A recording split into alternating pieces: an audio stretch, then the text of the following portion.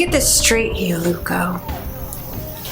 I can't proceed until I have reassurance that we're not going to have a repeat of what happened in Yemen last year. And let me be clear on something right now. I am to be your only point person, regardless of who reaches out to you first, all right?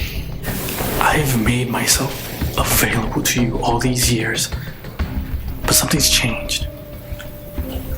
Call it a gut feeling. Nothing's changed. Everything is the same.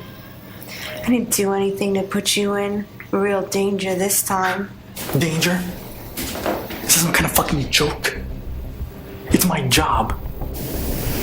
Your job is to follow my direction. I've never seen you like this before, and I don't like it.